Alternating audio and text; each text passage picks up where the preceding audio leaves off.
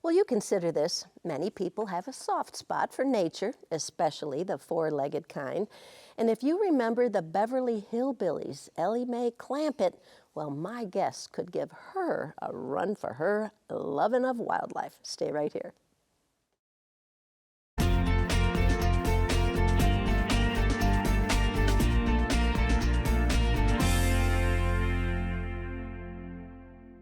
We all know that spring brings new life of all kinds, trees, grasses, flowers, and babies, all kinds of babies.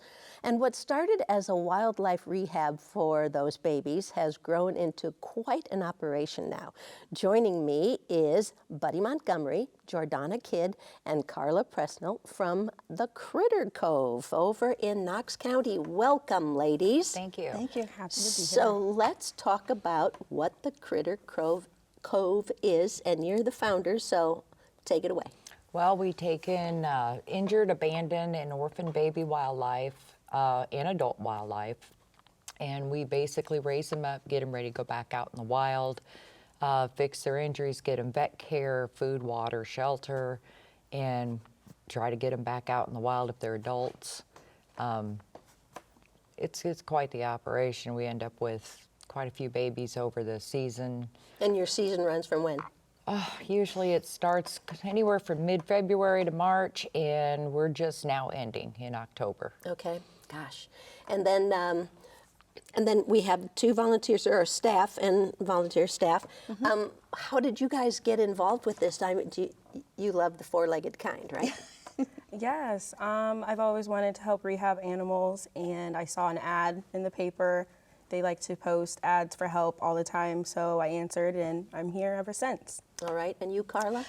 I was licensed and I was rehabbing out of my house for about 18 years, and I finally gave it up just because I just didn't have the time in the room at home anymore.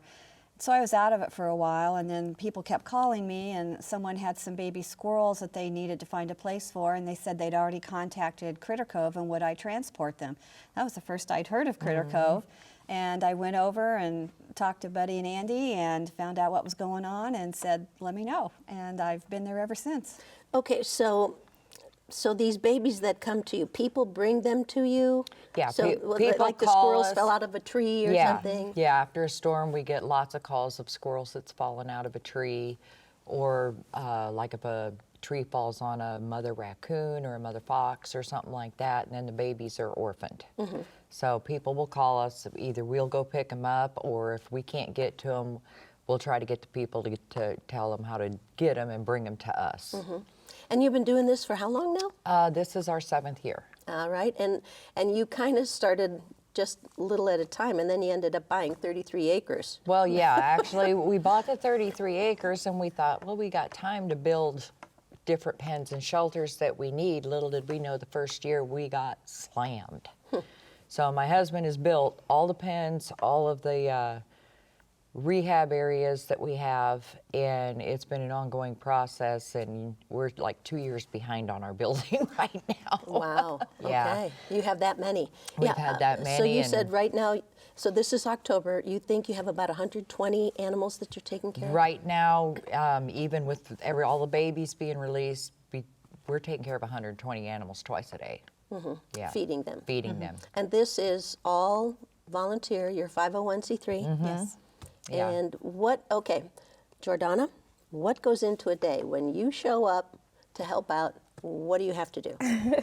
Well, we start by first starting the meat. We have a crock pot of meat for the animals every single day that's cooked.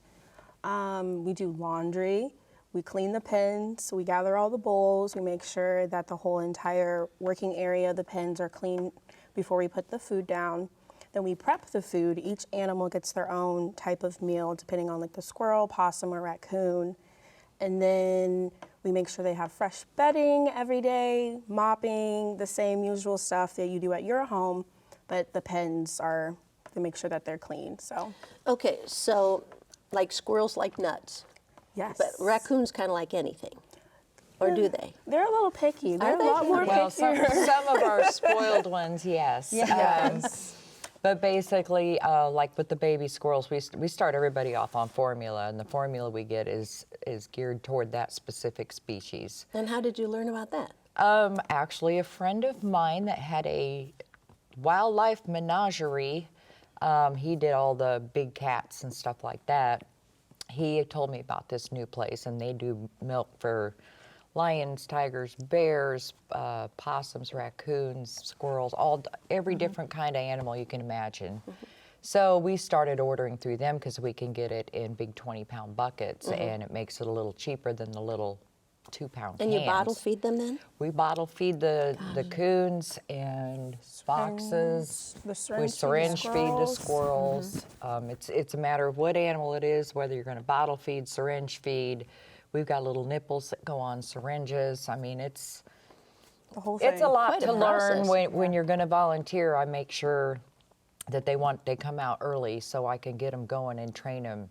Because they think you just come out and feed them. Right. No, there's so much more to it. So much more. Cleaning.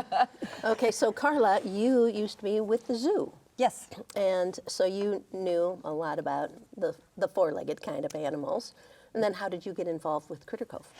Actually, when I went back to school, I worked as a vet tech for a while and decided I wanted to go back and finish my education. So I ended up getting my master's in wildlife management and ecology. Couldn't find a job with the state and ended up at the zoo. But I wanted to do part of my thesis research with wildlife rehabilitation. I had just discovered it and I wanted to know more about it. So I got my license in '93 initially and was doing it out of my home, as I said, but very small scale because I was living in town Okay. in the middle of Canton. So I had animals that went to work with me. No one ever knew what was under my desk at any given time because they could hear noises. I've been known to stand in a lecture and every 15 minutes stop to feed a baby bird. And so I've just always had that background with animals. And finally, it broke my heart to give up the rehabbing, but I knew I just couldn't keep doing it out of my house. Right. So I can meet that passion by going to Critter Cove now and not having them in my house Right, anymore. because you made that delivery, Yes, which is a yes, special delivery. that for first sure. delivery, yeah. So were you always a wildlife Oh kind yeah. of person? Well, animals. Period. I mean, I've grown up around animals. I'd always bring stuff home and ask Dad if I could keep it, and of course he'd always say no. So now I can make my own decisions, and I can keep anything I want to, at least for a period of time till I get them back out to where they're supposed to Right. be. So, so once you rehab them or raise them, if they're babies and everything, then what is the next step for the critters? Well, as they grow up, we start them out inside in incubators or wherever they need to be in little small cages.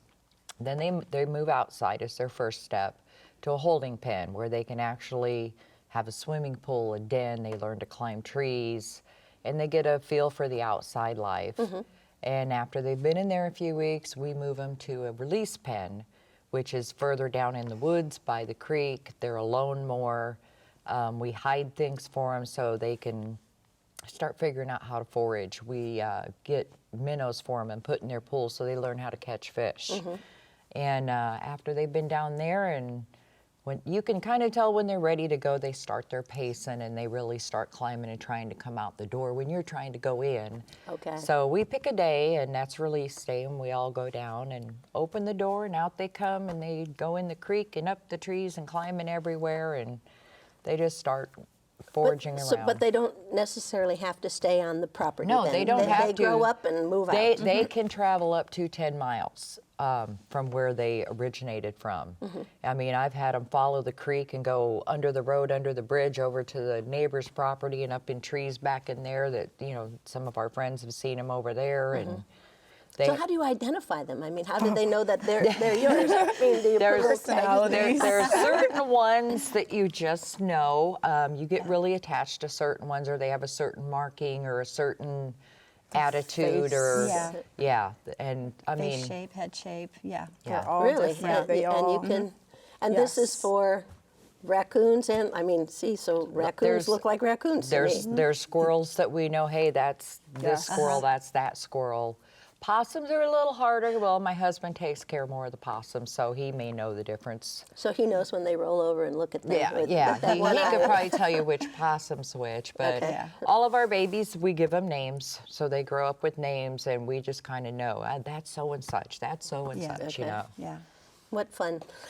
So one thing that I know that you worry about is, people whose homes or maybe cabins or something butt up to woods, and so they'll get some of the wildlife coming in. What are the do's and don'ts for those people Well, who... we get a lot of calls. They've got a coon in their attic, a coon in their garage. Basically, especially in the spring, because they've got babies, all they're doing is looking for a place to safely have their babies and keep their babies safe. They will move on when the babies get big enough. But if you really need to get rid of them, you can play a radio very loud, put some pans up there that'll bang together or something. The more loud noises they have, the more they want to get away from it. Okay. We've got people that do put out traps and will trap because they've got a chicken coop or something. It is illegal to trap this wildlife unless it is trapping season for that wildlife. But they'll trap it, it'll be a mother. They'll go relocate it, which is not good for the mother. And then 2 days later, they're calling me with 5 or 6 babies. So they've orphaned them babies, made the mother worry. I mean, I know they don't, most people don't think that animals have feelings. They do. They have feelings. They have families. It'd be like someone coming and taking your kids away. How would you feel? Someone putting you 3 states away in the middle of nowhere where you don't know anything or anybody or have no place to stay. Right, People don't stop and think about that. A lot of people don't care about that. right. Just get it out of my yard. But Right. we ask that in the springtime, please pay attention to what you're doing. If you got a raccoon problem, play loud music, put something loud up there. Watch cutting down your trees. There's baby squirrels up in them trees and they fall out of the nest, or sometimes the tree falls on the mom and kills the mom. Same thing with, foxes. We get all kinds of calls, foxes, possums, everything. I mean, yes, occasionally a mom will abandon a baby. If you find one single baby and there's not a mother around, something... Is there something wrong with the baby Something then? could be wrong with it. If there's Okay. something wrong with that baby, a mom will abandon one to make sure to take care of the others. But unless you see a dead mother laying around, chances are that mom's out finding food. Baby may be out just looking around a little bit. Not necessarily is it orphaned or abandoned. Right. I mean, Just one of those. Just Yeah. looking for some trouble. right. Well, what's been the most interesting thing on the job that you didn't anticipate, Jordana? Oh, where do we start? Every day is different. Every animal is different. Like an interesting thing that happened. We have release pens for our squirrels that are outside, and sometimes they're ready to get out and go. And one time I accidentally released a squirrel because he released himself. He was ready to go. Okay. So animals are very unpredictable. That's one thing. So every day is different. Okay. And then, Carla, have you had any unique experiences in your critter care? So many. I could almost write a book, I think. I mean, between things that happened at the zoo and things that happened as a vet tech and as the 18 years I was doing it on my own, every day is different, just like Jordana said. And it's given me tons of information that I can use in my classes and to educate people to know, as what Buddy's saying, that you've got to be careful when you're trying to get rid of nuisance animals. You've got to stop and think there's babies. We have a lot of problems with people that, they call the nuisance wildlife people, not realizing that a lot of times those are going to be taken out and destroyed. They're not going to be released. And also we have situations like if a possum's been hit by a car, if it's a female, she probably has babies in the pouch. Oh. And you might want to stop and check and see if those babies are alive, because we might be able to help those babies. So it's been so many interesting things, one after the other. It's kind of hard to narrow it down. Okay, you're chomping at the bit. Got something to add to that? Yeah, just be mindful. If you see a deer and it's by itself, it's a baby deer, check its ears. If it's wrinkly, it's dehydrated. If they're perked, the mom will be back. It's just Yeah, going to go they're get not- some food. Not necessarily are they abandoned. A lot of people will go pick up a baby deer and, I found this injured or this orphan baby deer.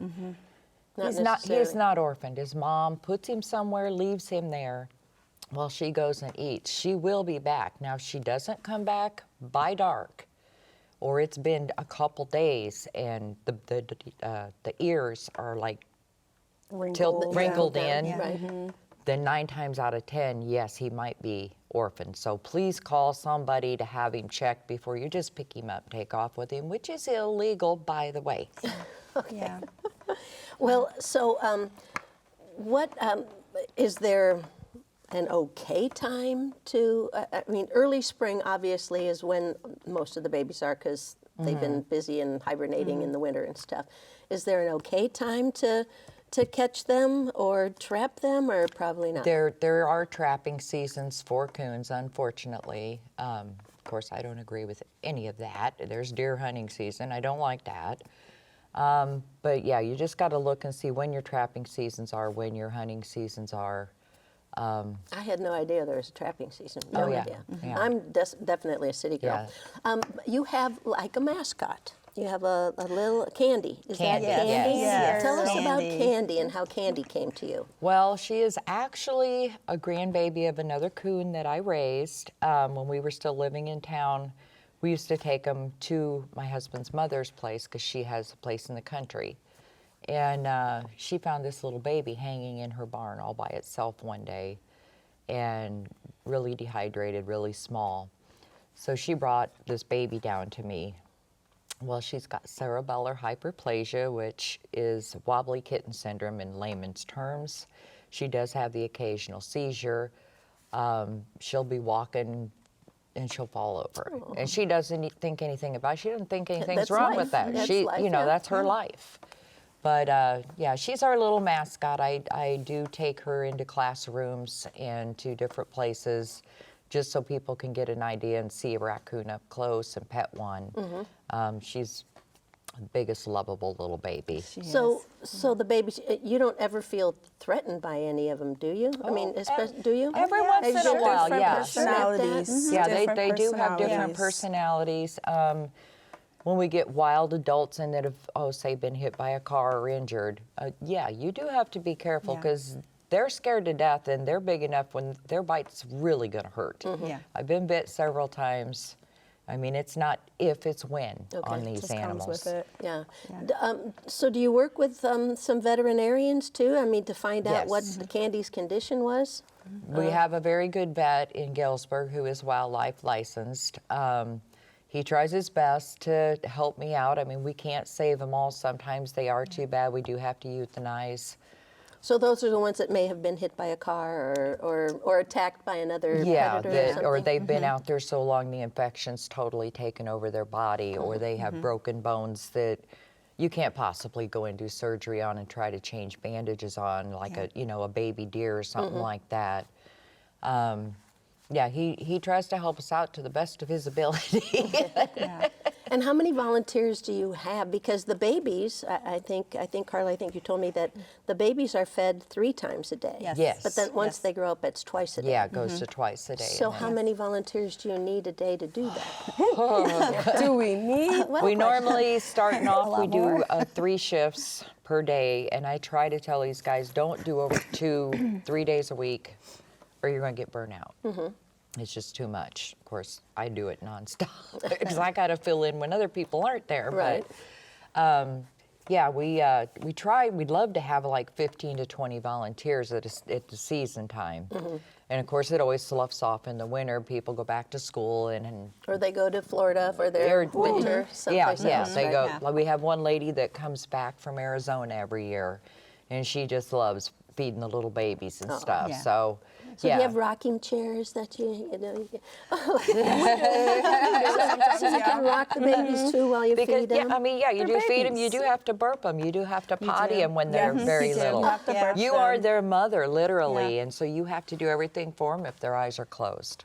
Oh gosh. I they mean, look at we you as get their them, mom. very little Little bitty tiny. sometimes. Yeah. Yeah. Yeah. What's the littlest one that you think you've had so far? You have all your track marks Yes. on you. All your paw prints. We've probably, the smallest would be like about a week and a half old coon Little or tiny baby, but yes. Yeah. Yeah. Oh. Yeah. So like maybe a pound or doesn't even have any fur maybe on not it yet, even a hardly. pound. Not even a Yeah. pound. Yeah. Really? We're Yeah. talking Like ounces, newborn. Yeah.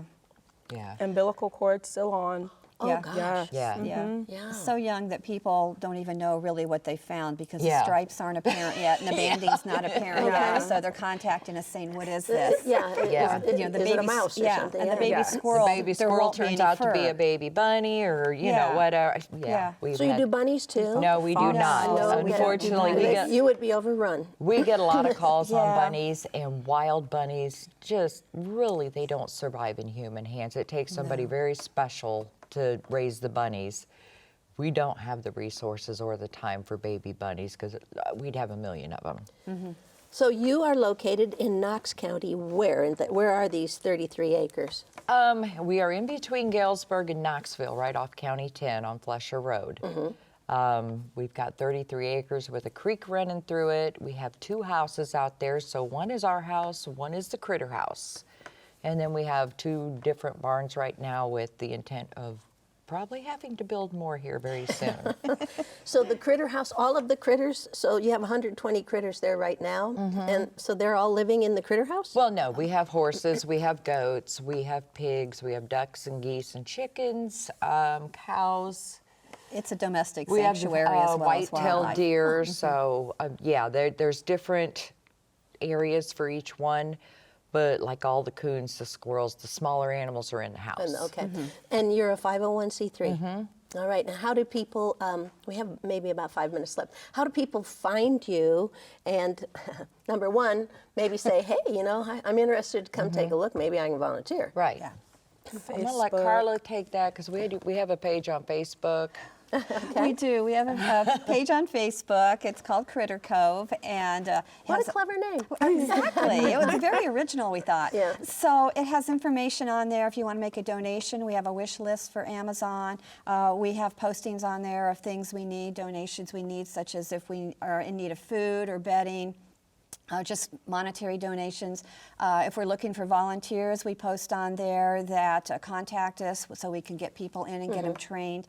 That's primarily how we kind of keep up with people. We also have various events, and we have a few coming up here real soon, and we post on there. We have event pages and try to get public awareness to come and see us and help us Fundraisers. out. And Are you because surprised that everything's people donation. don't know about you? I mean, By now, yes. I'm yes. still getting people who say, well, I've never heard of you. Didn't know you were here.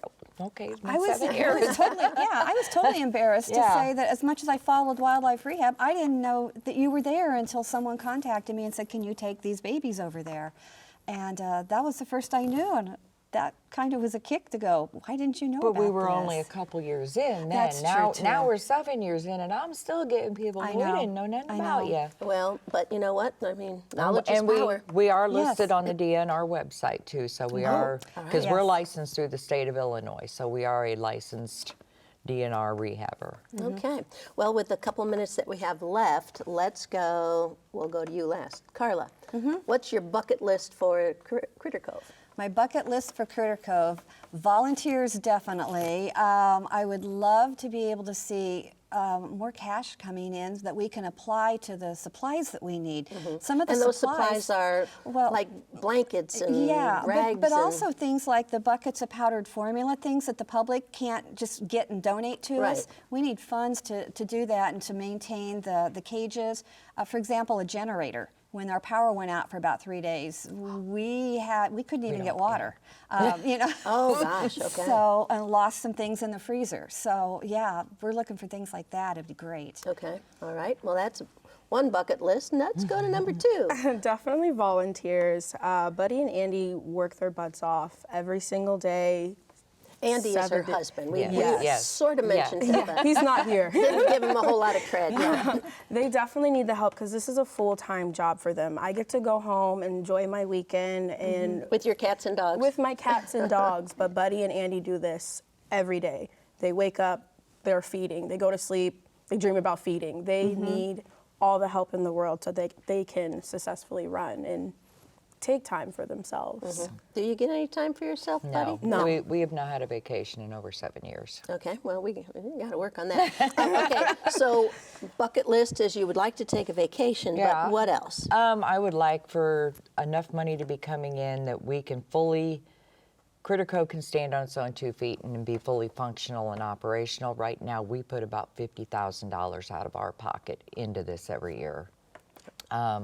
We have several pens, some other barns we would like to put up in the future, and just fix the place up a little bit. I mean, after so many years, you got to kind of redo a pen and revise it. And It's life. yeah, I It mean, is. it's wear and tear, basically. The critters will wear and tear it. Yeah, they got those claws. Well, thank you very much for sharing this story. Thanks for contacting me and letting me know about it. It's yeah, awesome. thanks for having And us. keep up the good work. Thank you. For all those little, Ellie Mae, move up. And thank you for joining us. Stay well and keep a lot of things in mind these days.